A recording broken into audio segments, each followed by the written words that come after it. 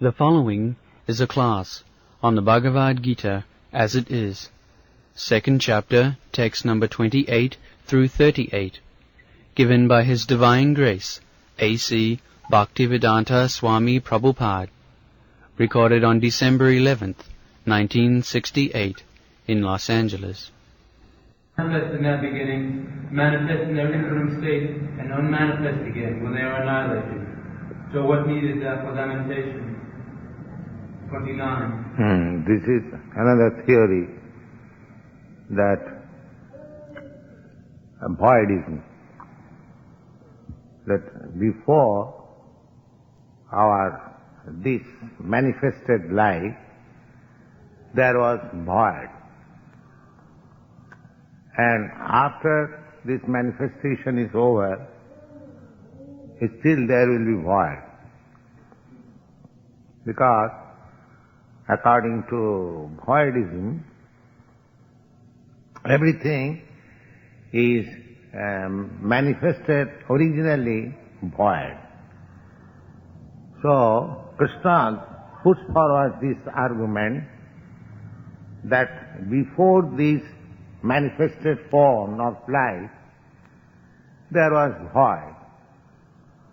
And after this manifested life, there will be void, according to the void philosophy. Then where is the cause of lamentation? There is no cause of lamentation. It was void and it is going to be void. So where is the cause of lamentation? But actually, that is there. Originally, it was not void. That is a Bhagavad-gītā and Vaishnava theory. Just like Krishna said that there was no such time when we did not exist. That means not there was no void, there was life. And in future also there will be life. But accepting the theory of voidism, this manifested body is combination of matter. Originally, void means the matters, elementary matters, were not combined. Just like here is an open land. Now, if you combine some bricks and stones and wood, it will appear a big skyscraper building. And if you dismantle, then again it becomes a vacant land. Similarly, in the beginning it was vacant land, and after finishing this body it will be vacant land. So where is the cause of lamentation? For argument's sake, Krishna is putting this reason. Yes, go on. Some look on the soul as amazing, some describe him as amazing, and some hear of him as amazing, while others, even after hearing about him, cannot understand him at all. Here, about the soul, the general people, it is amazing. Still, in the modern society, which is so proud of scientific advancement, so far soul is concerned, it is amazement. Nobody understands. Still. And those who are hearing about the existence of soul, some of us also in amazement. This is a mysterious thing. And even after hearing, just like some students, there are many students, they are reading Bhagavad-gītā, which confirms from the very beginning the existence of soul, but still Bhagavad-gītā they are reading daily they cannot understand what is so. Amazement. So, about the soul and about God, the Supreme Soul, this is the problem of the material world. The Srimad Bhagavat says, Naishangamatistavadurukramangring Prishatta Anartha Pagamojadarthya Niskinchananang Niskinchara already said Mahi Asanga Rujubisekam Niskinchananang Navrinita Java. This is very important verse. It says the Urukramangri. Urukramangri is the name of the Supreme Personality of Godhead. Uru means big, and krama means activity. One whose activities are very great. Whose activities are very great. Just try to understand. Now see, the big planet, biggest planets in the universe,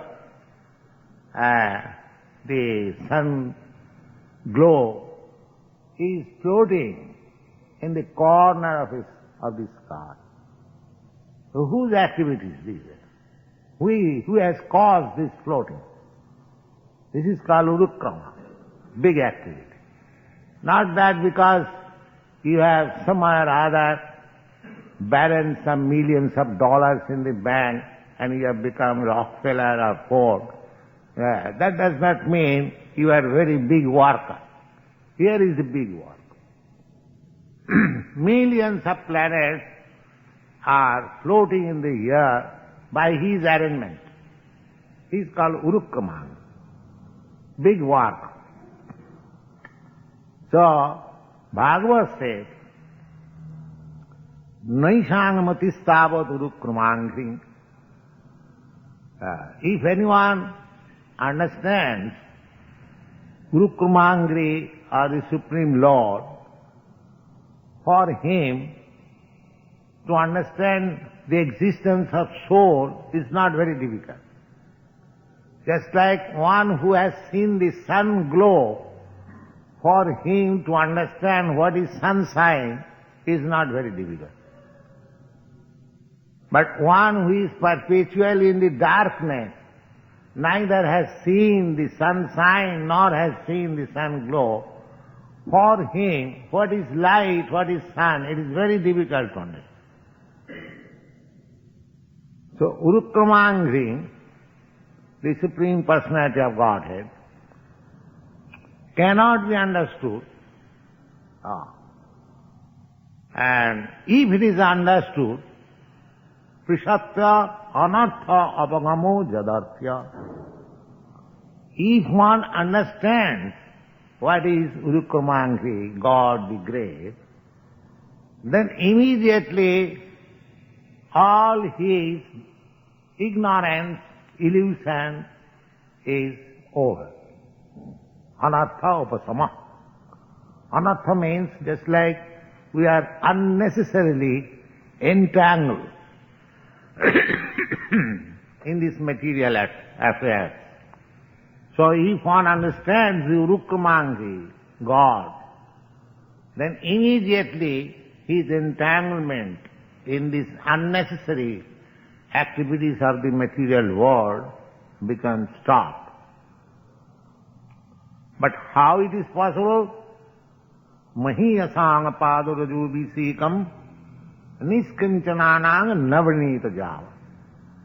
Mahiyasang niskinchananang. Niskinchan means a great personality who has become completely freed from all material consciousness. He is called Mahiyasang.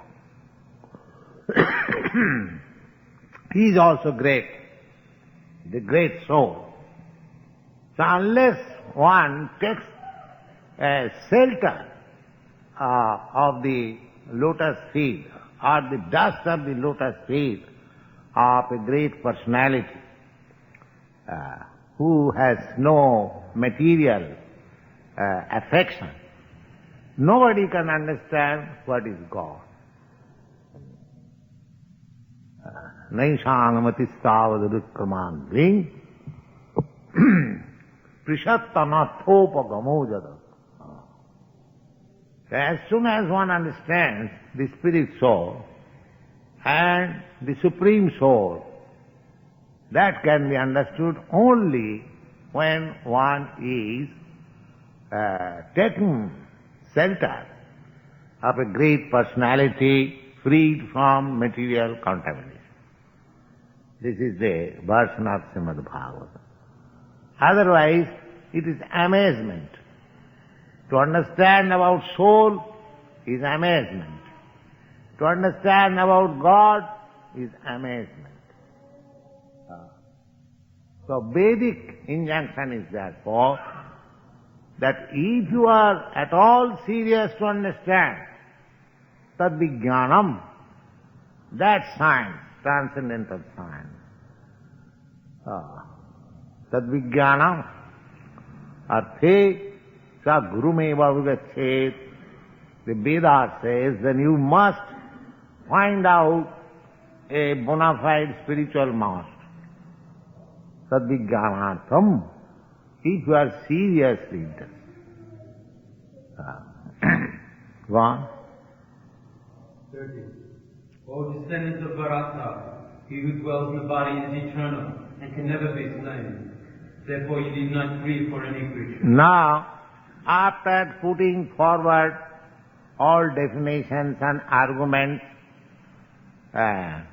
from different angles of vision of different philosophers, theses, now Krishna concludes, my dear Arjuna, take it for certain that the soul within is eternal.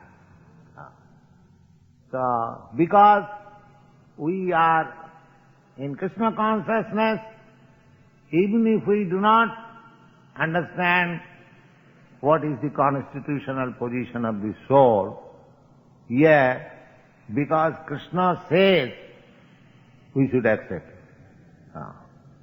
This is called parampara, evam parampara parto, disciplic succession. What does he say? Yes, the same verse, repeat. 30. O descendants of Bharata, he who dwells in the body. He who dwells in the body, he began this instruction that deha dehi, the body and the proprietor of the body are the resident of the body. Just like this hall, and we are a resident of this hall. We are different. We are not this hall. This lecture room, we are within this lecture room. That does not mean that we are, or I am, or you are this lecture room. Similarly, the soul dwells in this body. The body is changing, but the soul is not changing. That was the beginning of conversation with Arjuna after his surrendering unto Krishna as disciple. And again he concludes in that way, that this, take it from me, because you have accepted me as your spiritual master. This is the significance. If you accept somebody as spiritual master, you have to accept whatever he says. Otherwise there is no need. But if you cannot understand, you can inquire sincerely, that is not bad, but you have to accept. So, Krishna says, conclusion, what is that? that within this body, what is that? He who dwells in the body is eternal. He who dwells within this body is eternal. Is that? And can never be slain. And can never be slain. Because it is already described that soul cannot be burned, soul cannot be moistened, soul cannot be dried up, soul cannot be killed, soul cannot be cut into pieces. So many things. Just opposite of matter. Any material thing you take, even stone, iron, it can be burned, it can be cut into pieces, it can dry up, so many things, all applicable to the matter. But so far as the spirit soul is concerned, it is just the opposite. Therefore, the conclusion is that na hannate hannamane sarire. Even after this body is annihilated, the soul remains eternal. Just like if somebody comes and drives us out of this room, that does not mean that I am finished. I shall go and take shelter of another room. Similarly, when the soul, when the body is killed or annihilated by nature or by force, the soul takes shelter of another body. That is the conclusion. 31. Considering your specific duty as a Kshatriya, you should know that there is no better engagement for you than fighting on religious principles. And so there is no need for hesitation. So, yes, fighting is a matter of duty. That is the Kshatriya spirit. Fighting is not killing, because people have no idea what is the soul.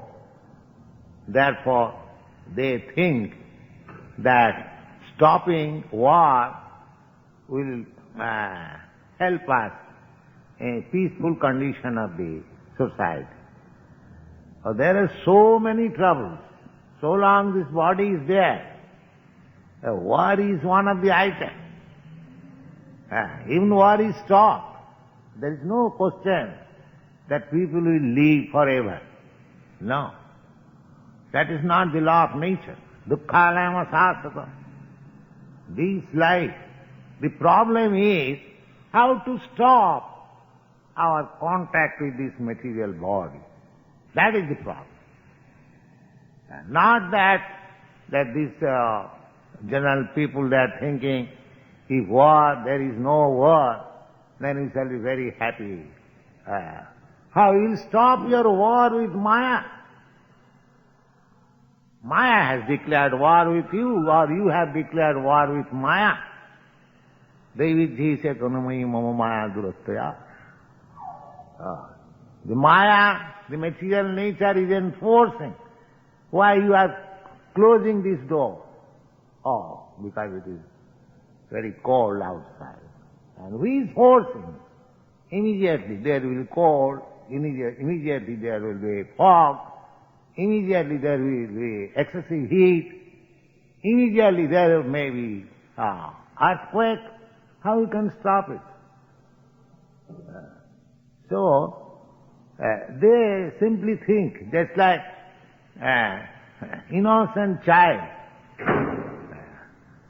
they are concerned with the immediate problem. But a sane man is concerned with the ultimate problem. So our ultimate problem is not this war. The ultimate problem is repetition of birth and death. That is ultimate problem. How to stop this? That is the problem. So Krishna says that this is useless lamentation, that you do not wish to fight. It is a concluded fact that even your grandfather or relatives die, and they will continue as so. You have to execute your duty. You cannot deviate from your duty. All parts of happy are the Kshatriyas to whom such fighting opportunities come unsought, opening for them the doors of the heavenly planets. 33. Now, why the Kshatriyas? It is said in the Shastra, if a Kshatriya dies in the fight, then he is promoted to the heavenly kingdom to take birth, because he is fighting for the right cause. So he is promoted. As in this world also, if you fight for some right cause, you are rewarded. Even after your death, your memories are commemorated. Just like in your country, so many brave soldiers, leaders, they have died. But you have honored them by keeping their statues, because they fought and died for right cause, whatever we think, right or wrong. So, the Kshatriyas, this is the Vedic injunction, who dies for the right cause, he is promoted to the heavenly planet. Now Krishna says, now it is a great opportunity for you. Suppose either you or your grandfather, the opposite party, die in this fight. So your promotion to heavenly planet is sure. And if you gain, then you get the kingdom. Both ways, it is profitable for you. Go on. If, however, you do not fight this religious war, then you will certainly incur sins for neglecting your duties, and thus lose your reputation as a fighter. And on the other hand, if you don't fight, then you are known as a great warrior, a great soldier. If you go away, people will say against your reputation, oh, Arjuna has become a coward. He has fled away from the fight. So it is better to die than to have bad reputation. That is another argument. Yes. People will always speak of your infamy, and for one who has been dishonored, for one who has been honored, dishonor is worse than death. Now, you are so much honored as Arjuna, the great fighter, Dhananjaya, and if you leave, you go away from this fighting and leave, and people will say, oh, Arjuna has become coward. He did not fight. Then what is the use of your living in such a way? Better die. Fight and die. That is good for you. Yes. The great generals who have highly esteemed your name and fame will think that you have left the battlefield out of fear only, and thus they will consider you a coward. 36. Your enemies will... A Kshatriya, it is the custom of the Kshatriya, if they are wounded on the backside, he is considered a coward. But if he is wounded on the chest, he is accepted as real Kshatriya. That means he has fought face to face. That is the injunction of military art in Vedic injunction. Your enemies will describe you in many unkind words and scorn your ability, what could be more painful for you. 37. O son of Kunti, either you will be killed on the battlefield and attain the heavenly planets, or you will conquer and enjoy the earthly kingdom. Therefore, get up and fight with determination. 38. Do thou fight for the sake of fighting, without considering happiness or distress, loss or gain. Now, this is duty. One has to execute duty without any consideration of loss and gain. That is duty, observing duty. Let's see. You are Kshatriya, there is necessity of this fighting. So you should not consider whether you are gaining or losing. It is your duty to fight. Go on. And by so doing, you shall never incur sin. Yes. If you execute your duty nicely, there is no question of sin. To execute duty is fight. Lord Krishna now directly says that Arjuna should fight for the sake of fighting, because Krishna desires the battle. There is no consideration of happiness or distress, profit or gain. This is Krishna consciousness. Krishna says, actually this happened. This is the Krishna consciousness. One should not think of personal loss or gain. Krishna desires it, so I have to do it. That's all. There is no personal consideration. That is real Krishna consciousness. Krishna, you are asking me to do this. I do not like to do this. You give me some other one. That is not Krishna consciousness.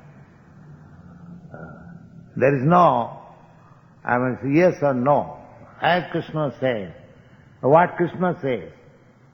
Krishna says, the essence of Bhagavad-gītā, that a person who preaches this sublime message of Bhagavad-gītā, he is my dearmost friend in the human society. This is the open order of Krishna. Lord Chaitanya says, Amar ajñāya guru haiya taro sadbodis. Jare dakho tare kaho Krishna apodis. Take my order, and you become a spiritual master. How? Simply speak Krishna consciousness. That's all. Simply speak on Krishna's message, Krishna Katha. There are two kinds of Krishna Kathas. One is the Bhagavad-gītā and the other is Srimad Bhagavatam. So, this is a propagation of Krishna consciousness. We have to abide by the superior orders without consideration of our personal gain or loss. This is Krishna consciousness. There is no question of personal gain or loss. Victory or defeat in the activities of Krishna consciousness. That everything should be performed for the sake of Krishna is transcendental consciousness. So there is no reaction from material activities. And if you do that, then there is no reaction. Jagyārtha karmannatru lūpanga. And if you do on your account, there will be reaction. Either you do good work or bad work, there will be reaction. If you do good work, you will get good result, and if you do bad work, you will get bad result. That's all right. But within this material world, suppose if you do pious activities, so what is the result of pious activities? According to Shastra, the effect of pious activity is that you can get birth in a very respectable aristocratic family. You can get very nice, wealthy position. You can become very beautiful, and you can become very learned. These are the four principles of pious activity, according to Shastra. And if you do just the opposite, you take your birth in abominable family or in lower degraded animal species of life, no education, no beauty, no knowledge. There are so many things. So if you have to believe Shastra, these are the effects of bad and good work. Now, for a person who is in Krishna consciousness, he is not concerned with aristocratic family or abominable family. He wants to stop birth. So suppose one gets birth in aristocratic family or very nice family, what is the gain there? You have to live 10 months within the womb of your mother in suffocated condition. Either you take your birth in aristocratic family or in abominable family, either in human mother's womb or animal mother's womb. That does not make any difference. So, Krishna conscious person is neither interested in pious activities or impious activities. But one who is in Krishna consciousness, all activities are pious, transcendental, automatically.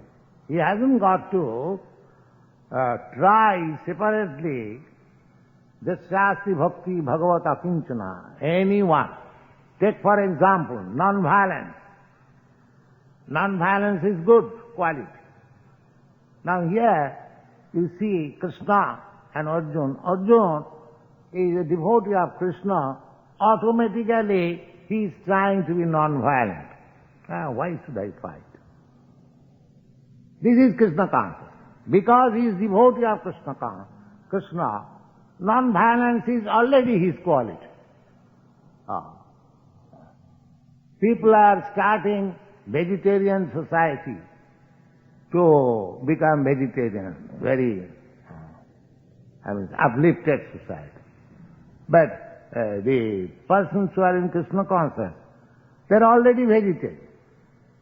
That means the people in the ordinary status, they are trying to acquire some good qualities, but in Krishna conscious person you will find all the good qualities automatic. That is the difference.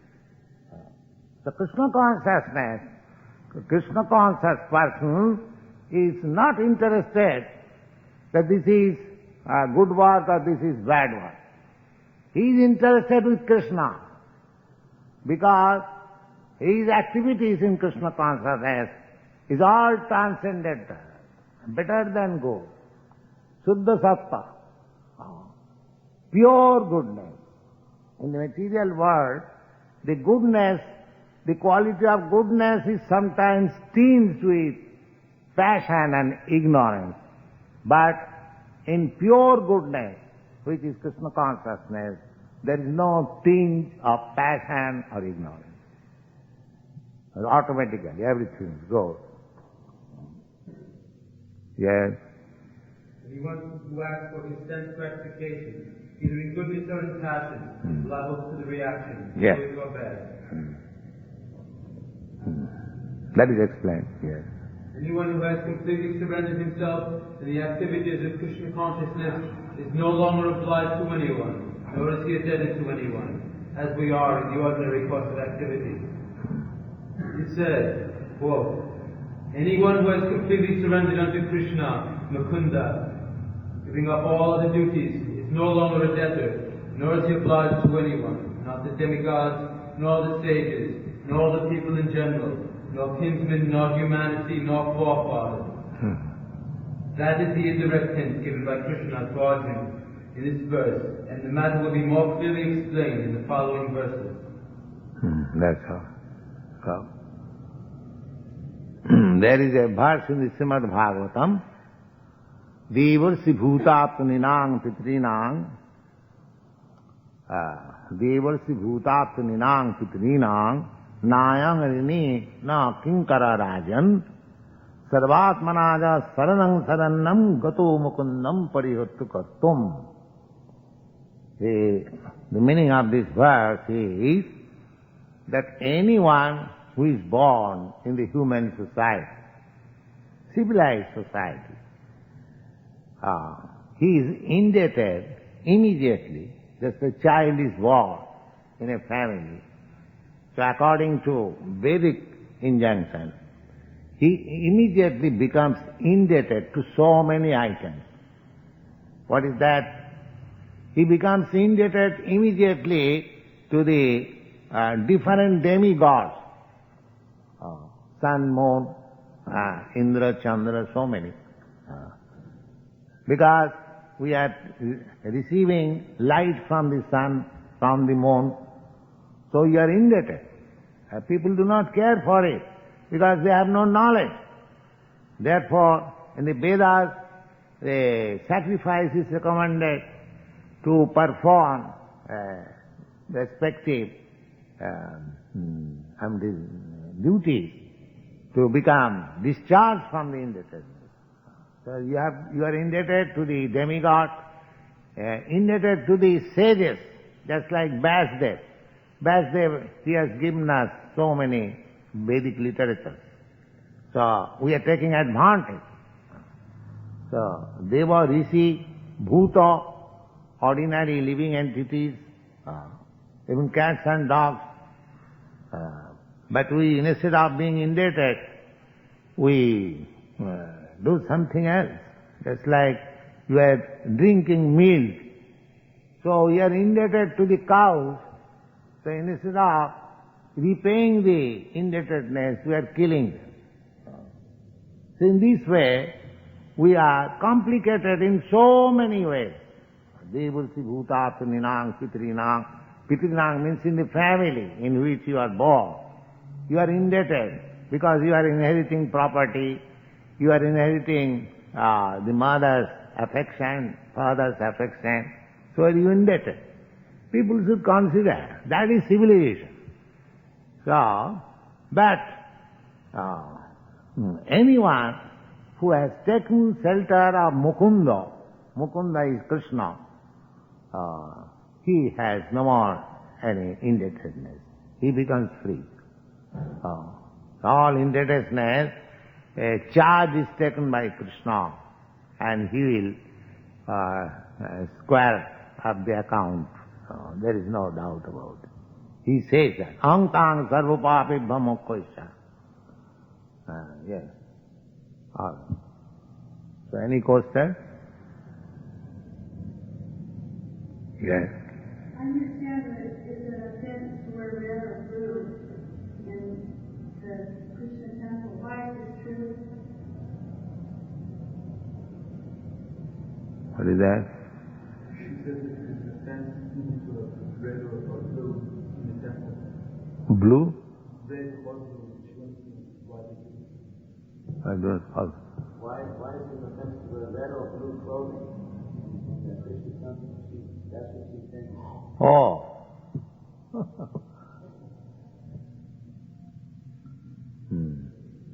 Because it is red and blue. Is that all right?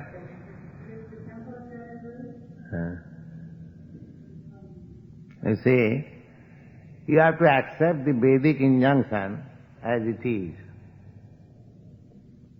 There is some meaning which may not be explained immediately, but because it is so enjoined, we have to accept it. Just like the corn cell. The corn cell is the bone of an animal. Now, in the Vedas it is said that if you touch the bone of an animal or human being, you have to take bath immediately to purify yourself.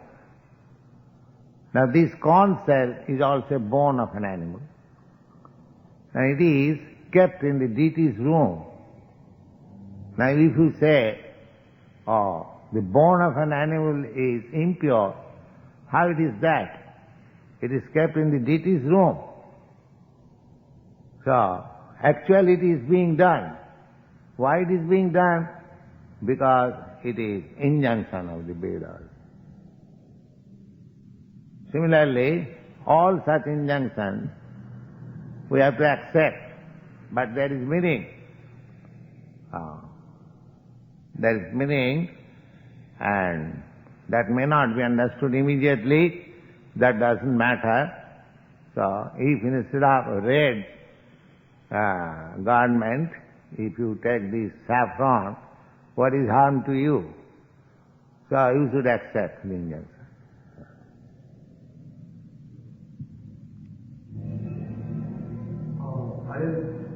I'm yet not so clear to understand why it is so important to Arjuna, or like Krishna should say to Arjuna that it is so important, the reputation. Because in Arjuna's own heart, he knows that he is being kind, or that he is in confusion because of his kindness. Does this make a difference, the opinion that one's fellow Kshatriya will have? Arjuna was reputed as a great warrior.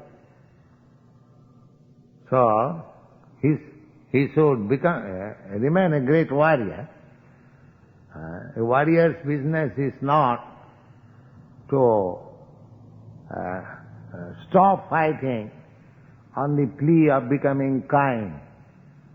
If you have gone to the war field and if you practice non-violence there, it is useless.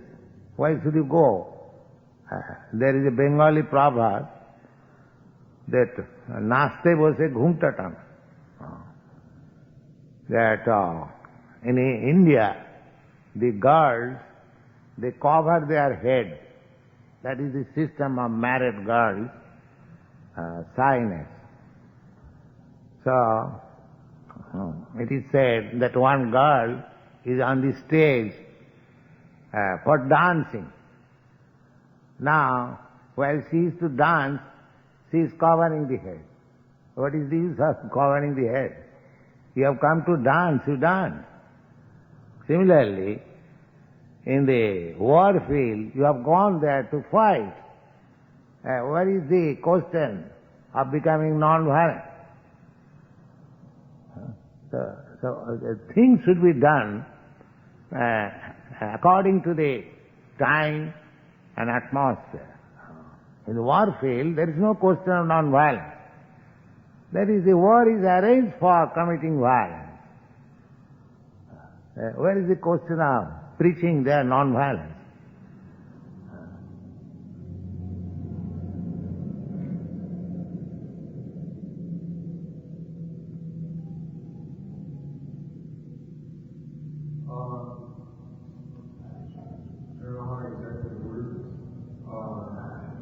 It seems like I didn't quite understand the explanation. It seems that although the battlefield was arranged for this war, there was almost as a test for his principles and for him to renounce his place in the Kshatriya class. Like this is where I get confused with the Gita. It seems like this is a very noble thing for him to renounce his place in the caste. I'm unclear there. Renounce what? To renounce his place as a warrior, and to go off into the woods and be an enemy or whatever he wanted to do. Who said? So that is his cowardice. That is being condemned by Krishna. That it is not your business to give up fighting and go away from the war field and go to the forest for meditation. It is not your business. How did that work differ from other works?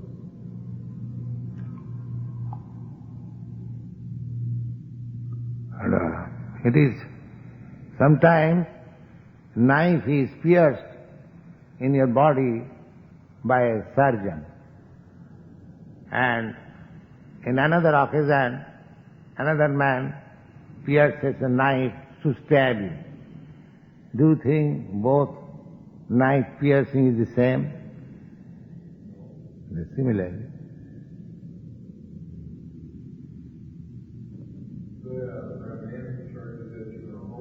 Huh?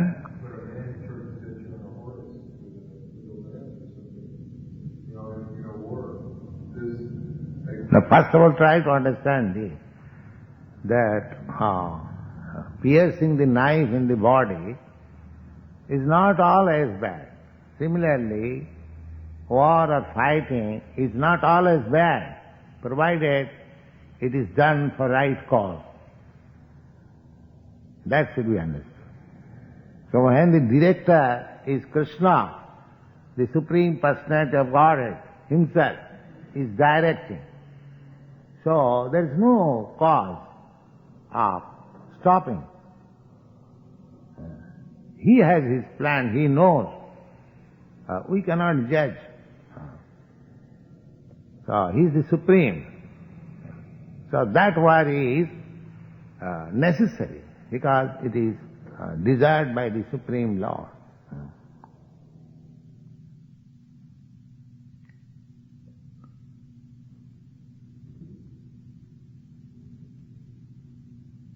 To maintain the laws of the world, as to maintain the laws and order of a state, there is violence department, the police department, the military department.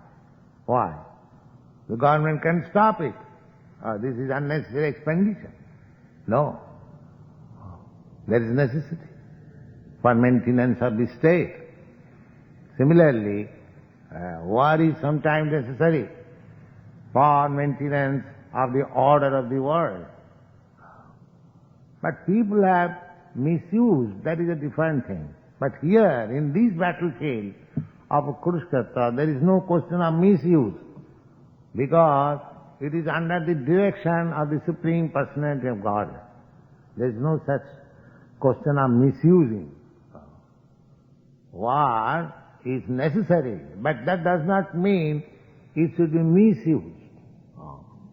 There are so many instances.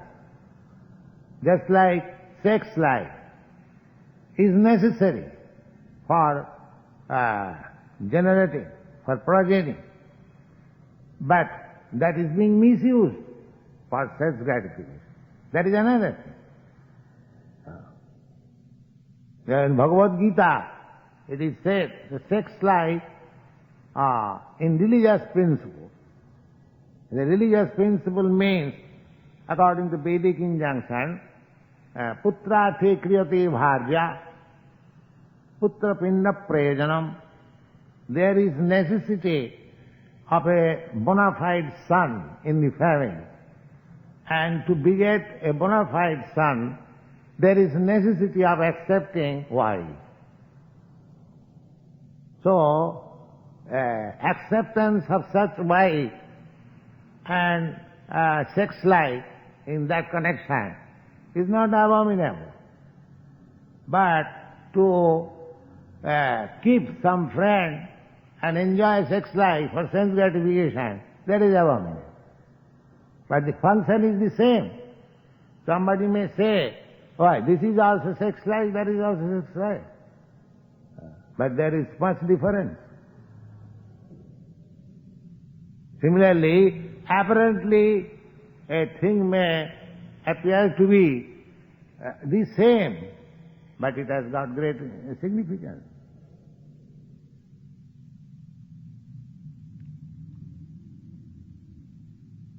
That is to be judged by higher authorities.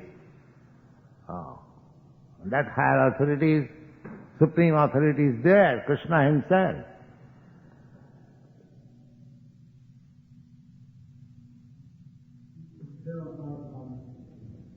Six things, which is anger, lust, pride, envy, what are the other two? Illusion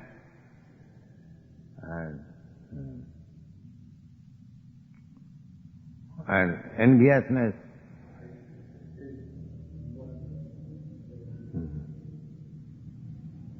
Kam, krodh, lust, anger, lust is also. Kam, krodh, lobh, moho, matsarya, modo. Modo means illusion. Matsarya. First thing is kam, lust. Second, krodh, anger. Third, greediness. Kam, krodh, lobh, moho, illusion. Modo, madness. Kam, krodh, lobh, moho, modo. Matsarya, enviousness. These are six.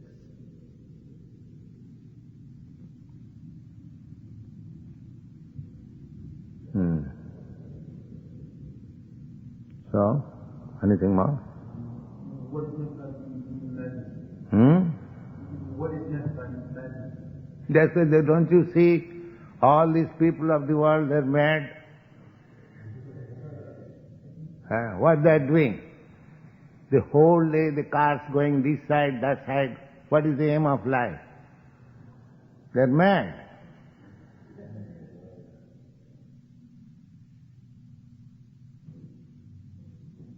Simply wasting petroleum, that's all. What they're doing. Suppose a cat and dog goes this side and that side, go, and he goes some motor car. What is the difference? There is no difference. Because the aim of the life is the same.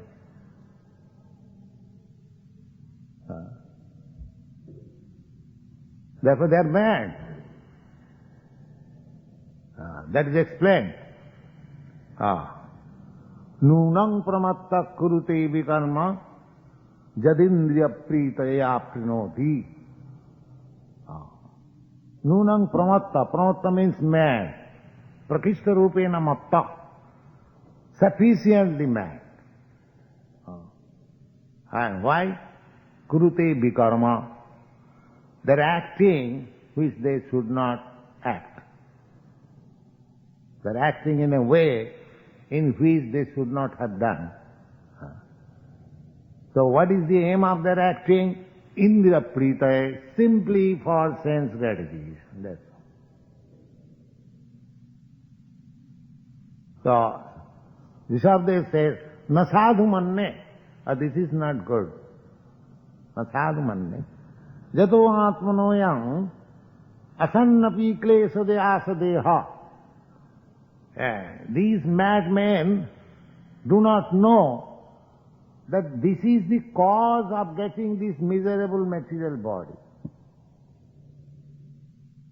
The suffering of humanity is due to this material body.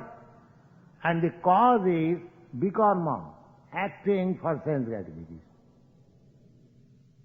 So this life is meant for acting for liberation, but they are acting for sense gratification, therefore they are mad.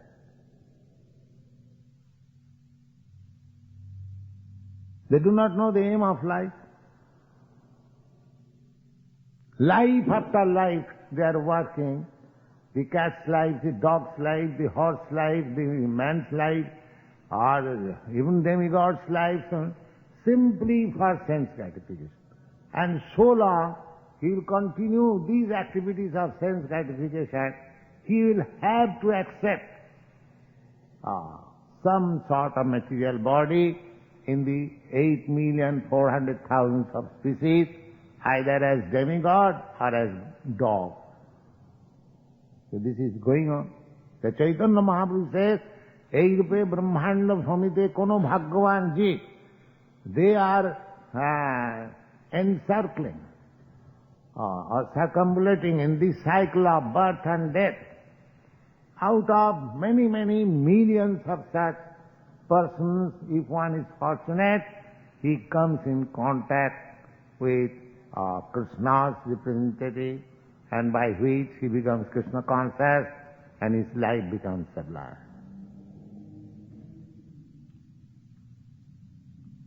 So this is madness, simply for sense gratification. They have no other business. This is madness.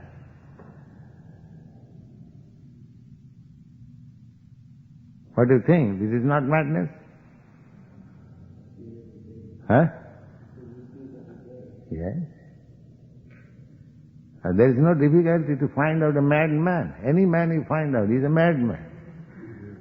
And that is medical version also.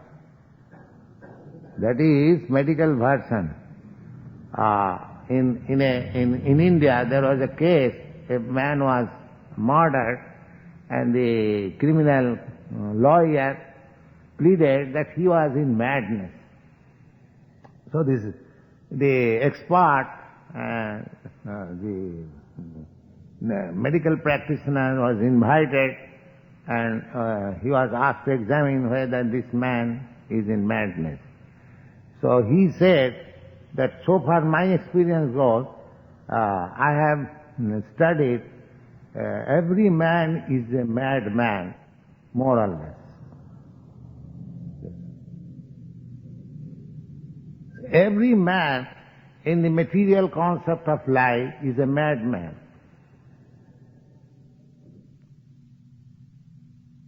Because he does not know his identification. Therefore he is a madman.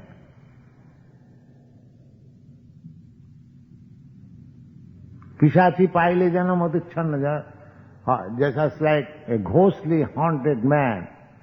If father is standing before him and he is calling the father by ill names because he is ghostly haunted. Similarly, a living entity who is entrapped by this material energy, illusion, he is a madman. And the whole treatment is to get out of this disease of madness,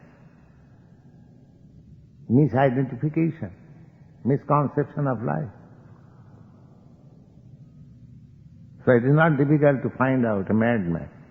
Any man is a madman.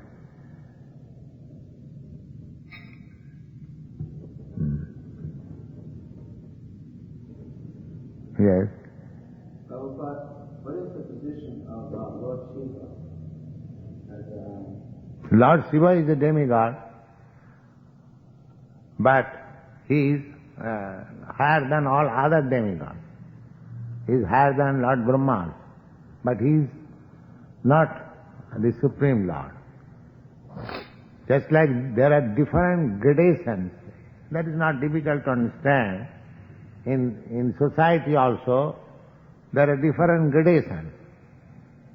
Similarly, the living entities, there are different gradations. So, all the living entities, some of them are situated in higher planets, some of them are situated in lower planets, some of them are situated in high-grade light, low-grade light. So, the demigods are also, they are living entities, but they are enjoying better standard of life due to their acts of piety. But Lord Shiva is not amongst the living entities. He is above the living entities. But he is counted as one of the demigods. But his position is better than Lord Brahma. Brahma is to be the highest living entity within the universe, and Lord Shiva's position is higher than Lord Brahma. Does Lord Shiva also have a consort? Does Lord Shiva have a wife, like a consort? Yes, Parvati. Yes, Sati. Everyone has got wife. Yes, Shakti. Yes, everyone is devotee. Only the madmen, they are not devotee. Any sane man is devotee of. Sanity means become devotee. That is sanity. And one who is not devotee is insane. Insanity. So how you can expect a Lord devotee is not devotee? Lord Shiva is not devotee. He is not insane. We are the ordinary living entities in the lower grades of life, they are all insane. What is that? Yes.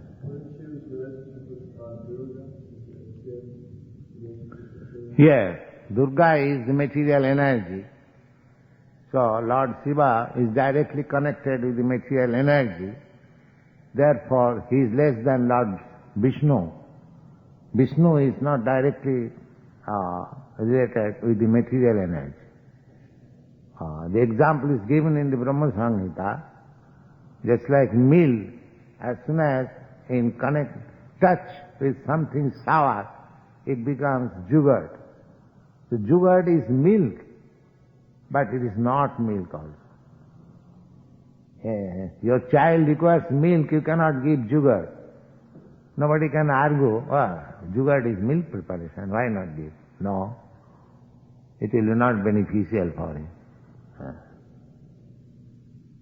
So similarly, if you want release from this material world, you have to take to Vishnu, no other demigod.